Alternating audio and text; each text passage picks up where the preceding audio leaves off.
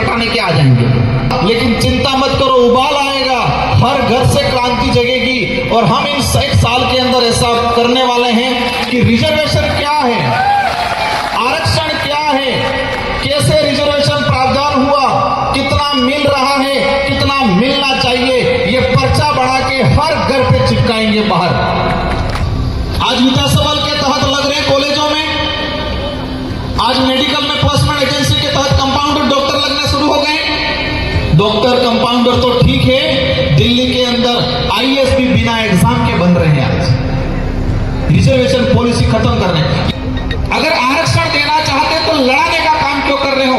बंटवारा होना चाहिए क्षेत्रीय आधार पे, क्योंकि ये कैसे चाह रहे हैं, मीणा अलग हो जाए, भील अलग हो जाए, डामर अलग हो जाए, सहरिया अलग हो जाए, गरासी अलग हो जाए। अब ये बता दिया जाए मुझे, प्रतापगढ़ का हमारा भाई जो आहारी है, डूंगरपुर में भी आहारी है, डूंगरपुर का आहारी भील लगाता है, यहाँ का आहारी मीणा लगाता है, कि यहाँ का आहारी जो मीणा लगाता है वो कोरोली सवाईमाधोपुर के भाइयों से कंपटीशन कर पाएगा? अज्ञानता वंश या षड्यंत्र के तहत या किसी भी तरीके से जो हमारे यहाँ भील समुदाय था इसका मीणा लिखा गया, उसका पहला संशोधन किया जाए। बांसवाड़ा में कार्यक्रम हुआ पहला, और सेकंड कार्यक्रम अपना प्रतापगढ़ जिला मुख्यालय पे, मैं मंच पे हमारे जो महापुरुष जिनकी प्रतिमाएं तस्वीरें जो लगी हुई है इनको नमन करना चाहूंगा। इनको नमन करते हुए मैं मेरी बात को शुरू करना चाहूंगा। आज जिस बात को लेके हम यहां पर एकत्रित हुए हैं, जिस समस्या को लेके हम यहां पर एकत्रित हुए हैं, अनुसूचित क्षेत्र आरक्षण मोर्चा, तो ये मंच पे जो हमारी जो प्रतिमाएं लगा रखी है, हमारे बिरसा मुंडा से लगा के ज्योतिबा फुले, जयपाल सिंह मुंडा, भीमराव अंबेडकर जी, जिस आरक्षण की अपन बात कर रहे हैं, जिस आरक्षण की अपन लड़ाई लड़ रहे हैं, इन महापुरुषों की देन है जो संविधान के अंदर सम्मिलित हुआ 5वीं अनुसूची। और बड़े दुख के साथ कहना पड़ रहा है, सरकारें कोई भी रही हो, लेकिन आज तक अनुसूचित क्षेत्र का रिजर्वेशन पॉलिसी संविधान के अंदर क्या है, सरकार ने कब कब कैसे नियम बनाए, संविधान में क्या है प्रावधान और दिया कितना, इस पे आज तक बात नहीं हो पाई। बात इसलिए नहीं हो पाई है क्योंकि हमारा क्षेत्र भोला भाला रहा, हमारी यहाँ की जनता हर किसी की बात पे विश्वास करने वाली रही, शिक्षा की कमी रही, हमें संविधान का ज्ञान किसी ने नहीं दिया, जो 1950 में बना उसकी बात किसी ने नहीं की। लेकिन 5000 साल पहले, 10,000 साल पहले काल्पनिक क्या घटनाएं हुई, उसकी एक एक कड़ी हमारे समुदाय के लोगों को, बड़े बुजुर्गों को, हमारे रिटायर्ड कर्मचारियों को बताया गया। आप सबने अनुभव किया होगा कि हमारे पूर्वज या हमारे बाप दादा भी जो बड़े बुजुर्ग 60-70 साल की उम्र वाले हैं, स्कूल में नहीं गए होंगे, लेकिन ऐसी चीजें जानते हैं जो किसी कथावाचक के माध्यम से, किसी बैठक में सुना,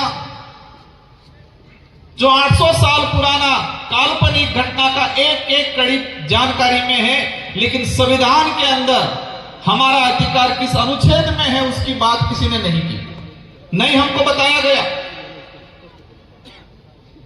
ये विचारधारा आई, शुरुआत हुआ 5वीं अनुसूची के संवैधानिक अधिकार, लोगों ने भड़काया, ये 5वीं पास की बात कर रहे हैं। हमारे बड़े बुजुर्ग कहने लगे 5वीं पास, क्योंकि हमारे बड़े बुजुर्गों को 5वीं अनुसूची क्या है वो नहीं बताया किसी ने, नहीं पाठ्यक्रम में पढ़ाया जा रहा है। स्कूलों का जो पाठ्यक्रम है, उस पाठ्यक्रम में ट्राइबल के कितने राइट्स हैं, संवैधानिक अधिकार क्या हैं, वो नहीं पढ़ाया जा रहा है। कहीं पढ़ा भी दिया जाता है तो 1 या 2 लाइन में सिमट दिया जाता है। आज बड़े दुख के साथ कहना पड़ रहा है कि हमारे साथ जितना जो अन्याय हुआ है,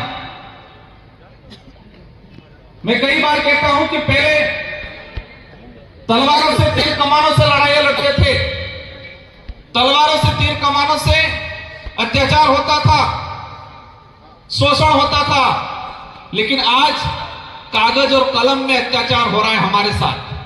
कलम के माध्यम से कागजों में हो रहा है और वो हमें एहसास भी नहीं हो रहा है। जब सुप्रीम कोर्ट ने कहा कोटे में कोटा, केंद्र सरकार को कहा और केंद्र सरकार ने सभी राज्यों पे छोड़ दिया कि राज्य अपने हिसाब से करें।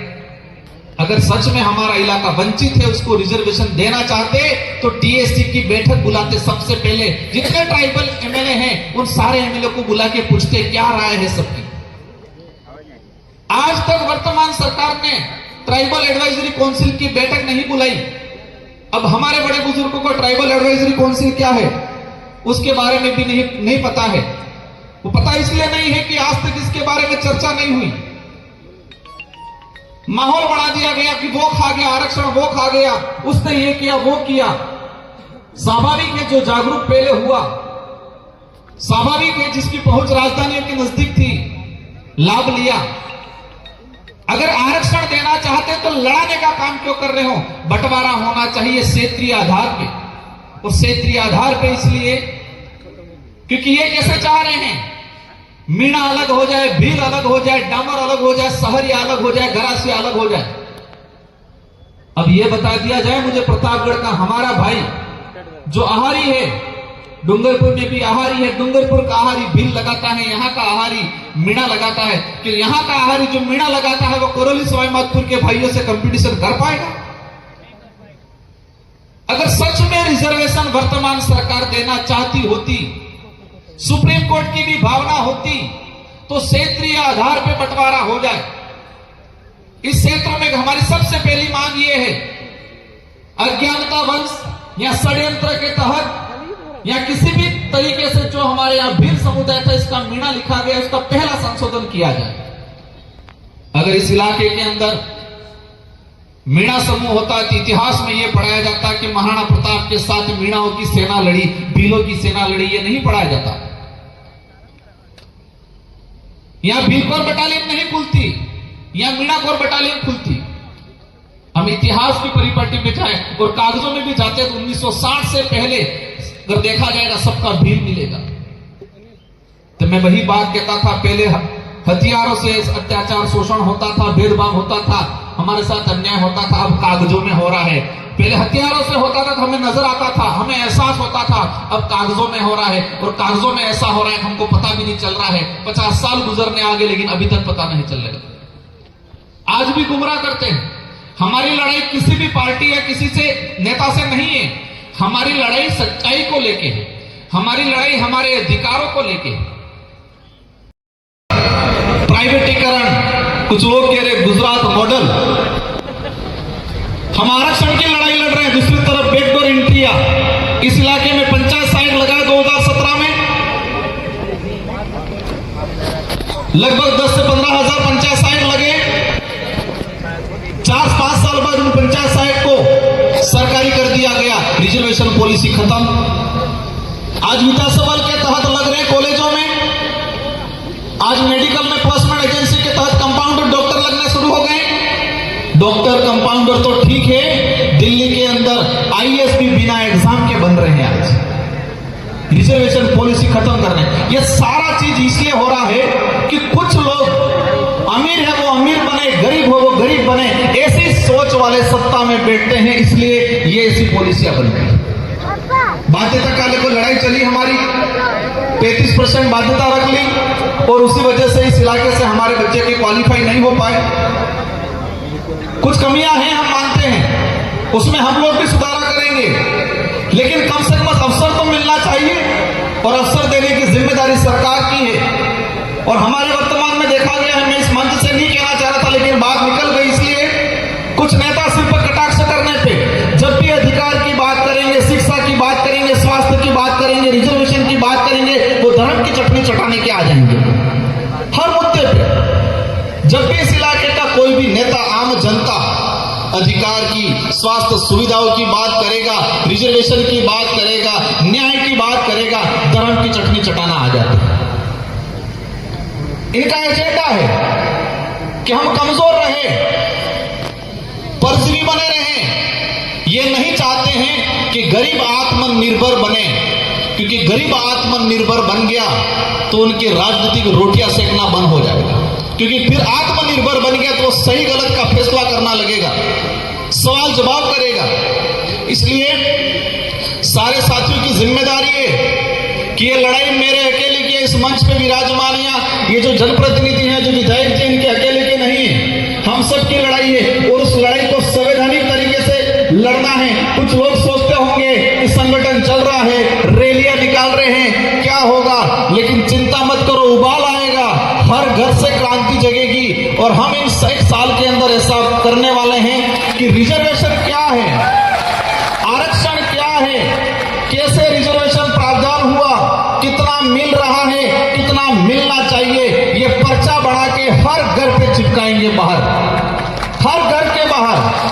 हर घर में पैदा हुआ बच्चा जिस दिन समझदार हुआ, जिस दिन बोलना सीखे, जिस दिन समझदार और बोलना सीखा, उस दिन से ही अपने अधिकार को जानने लग जाए। ऐसी क्रांति लाने का अपन सब मिलकर काम करेंगे, क्योंकि उन्होंने अंधकार में रखने का काम किया है, हमारे अधिकारों पे पर्दे डालने का काम किया है। इसलिए हम मुहिम छेड़ेंगे अपन सब मिलके, आप सबके साथ सहयोग से, जो घर में बैठे हैं, क्योंकि आज माहौल बना हुआ है, किसी सरकारी कर्मचारी के परिवार से कोई यहाँ पर आ जाए तो उसका ट्रांसफर हो जाता है कहते हैं। पर एक बात समझना, जितने नेता कर्मचारी अधिकारी को जो न्याय की बात करता है, जो समाज की बात करता है, जो अधिकार की बात करता है, उस कर्मचारी को ट्रांसफर परेशान करने का काम करते हैं।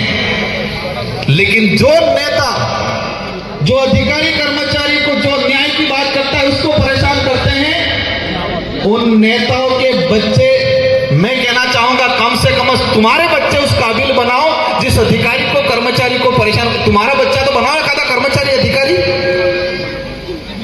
जितने नेता परेशान कर रहे हैं, इन सारे नेताओं का देख लो कि उनके बच्चे क्या कर रहे हैं। जिस गरीब घर का व्यक्ति मेहनत करके नौकरी लगा है, उसको तुम परेशान कर रहे हो। कम से कम तुम्हारे बच्चे को तो बना के दिखाओ एक बार, कम से कम उस काबिल, फिर पता चलेगा कैसे तकलीफ होती है, कैसे बनता है, कितना पसीना आता है।